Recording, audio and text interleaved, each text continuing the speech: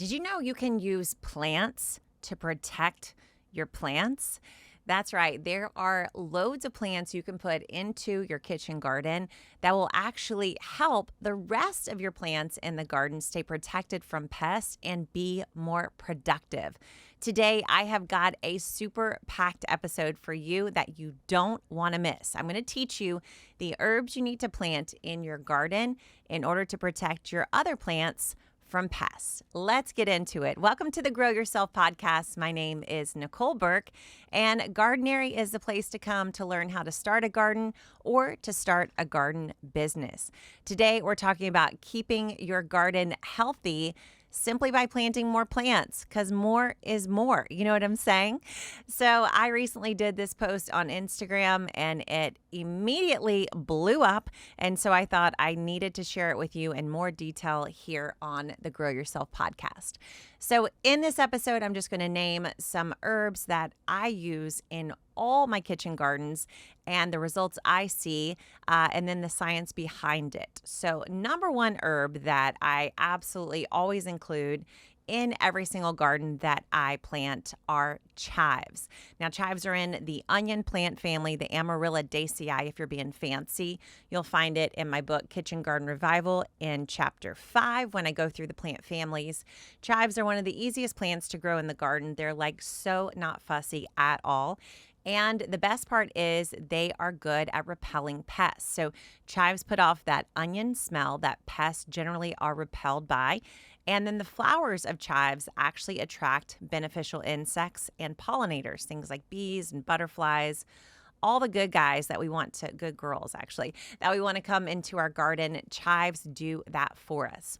So I put chives all around the edges of my gardens, and you want to plant them near any kind of lettuces that you're growing. So any green, really, if you're growing spinach or lettuce or kale or arugula, mustards, cabbages, broccoli, cauliflower, anything that's in the brassica plant family, the aster plant family, the amaranth plant family. All those greens, all the leafy greens, they are going to do so well when you plant them by chives. Chives are going to put off this smell that repels pests and keeps them off of your greens. So that's a great place to plant chives. Another place to put chives are near your fruiting plants. So near your cucumbers, your tomatoes, your squash, zucchini. Chives are going to bring pollinators to those areas and then also put off that smell that can turn off things like tomato hornworms and aphids, any pests that might want to prey on those fruiting plants. Now, I've heard it said that the one place you don't want onion plants is near peas and beans. In fact, I've heard it's like you should never put those kind of plants together. So that would keep you from having chives near peas or beans. But I'm going to be honest, I put them near each other anyway. And at least so far, I haven't seen a problem in my garden because of it, but I had to just put that little caveat out there. If you want to follow those rules, then avoid putting your chives near peas or beans. But otherwise, chives can pretty much go by any plant. I also love having them near berries like strawberries. They're just a wonderful protectant. They're going to put off the strongest smell near those plants and protect your plants from pests. All right, so first up is chives. The next one on the list is going to be rosemary. So rosemary, oh my goodness, the smell is cathartic. It's therapeutic. It got me through grad school when I was literally dying inside. I would grab some rosemary and smell it on my way to the cafeteria every day. And rosemary has a very strong smell. It repels mosquitoes. It also repels carrot flies, cabbage worms, and it's just a great plant to have in the garden. I love putting rosemary on the outside edges, corners of my raised beds. There's an old like gardener's tale that you should have rosemary at the gate, at the garden gate. Essentially, it's like this quintessential plant to have at the garden's entry point. And I think that's a great way to think about it. I love putting it on the front two corners of my raised beds when you're entering in with maybe an arched trellis in between, something like that. I like doing the prostrate rosemary in my kitchen garden because it doesn't take up as much vertical space and instead just literally drapes over the bed and creates this kind of fence around the garden. Every place that you have it, it's going to put off that scent and repel pests. So Also great to plant near your greens, just like we do with chives. Great to plant near carrots. Great to plant also near radishes, peas, and beans. So we don't have that same, oh no, don't plant it near this, like with chives. So you can absolutely put it near peas and beans, all your greens, your root crops too. It's kind of antiseptic in its smell, and I feel like it just keeps the garden clean. It's a way to keep the pests off of all those plants. So do not skip the rosemary in your garden, okay? All right, next up on the list is thyme, T-H-Y-M-E, not T-I-M-E, but you need to make some time for some thyme.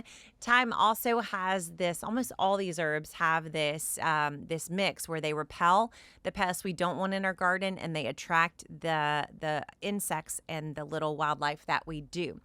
So thyme is going to attract pollinators, and then it's also going to repel, supposedly, deer and aphids.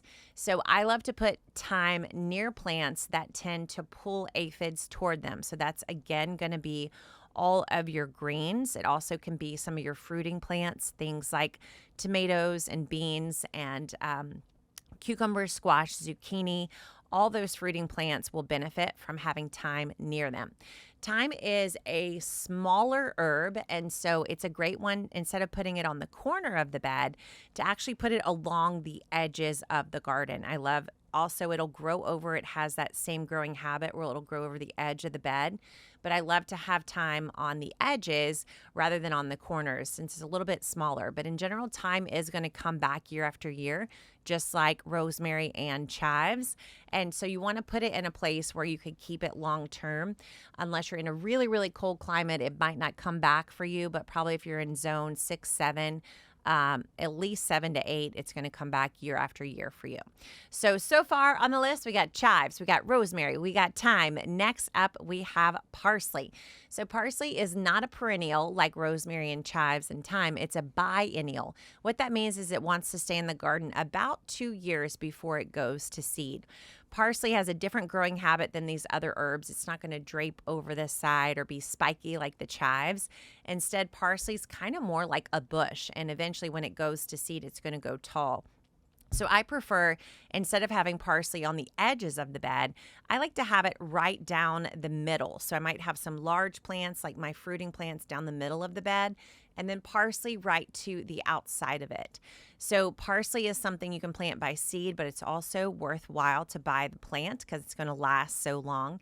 Parsley is an attractor. It's going to pull in butterflies and bees, especially when it goes to flower, but it's also a host to ladybugs and all kinds of good insects that we want to have in our garden. It also can repel some things, but mostly we're bringing it in to pull in the good guys. So it's a wonderful plant to have near anything that flowers and fruits. All right, next up on the list is oregano. So oregano is going to be a draping plant just like your rosemary. I like to have it on the edges of the bed, the corners of the bed. It's also going to be a perennial, so it's going to last for years and years. So be sure you put it in a place that you want it to stay long term. Oregano is also going to attract beneficial insects. It's going to, when it flowers, it's going to bring in those bees and butterflies, but it also repels mosquitoes, aphids, and cabbage worms. Oregano has that super strong fragrance that will push away those pests that we don't want coming into our garden space. All right, so you want to plant this near kale, radishes, and arugula, lettuce, beans, peas, and carrots. Essentially, you can put oregano near almost anything. I love having it near my greens, but I also love having it near my fruiting plants. Just like chives, green onions are another great way to protect your garden from pests. You're going to use green onions very similarly to the way that you use your chives. The difference is green onions I would put in the middle of the garden rather than along the edges. Your chives are going to last year after year. They're going to come back each and every year, but your green onions most likely will not. So I love taking little tiny onion sets, those little onion bulbs, you can buy from the grocery, and putting those in a row right next to greens. So if I've planted cabbages or broccoli or cauliflower, kales, any kind of greens that I know are going to be susceptible to cabbage worms and to all aphids, all the things that love to munch on those leafy greens. I want to do a row of green onions right alongside them. All right, we've got sage on the list. So sage is also perennial, just like rosemary, oregano, and thyme.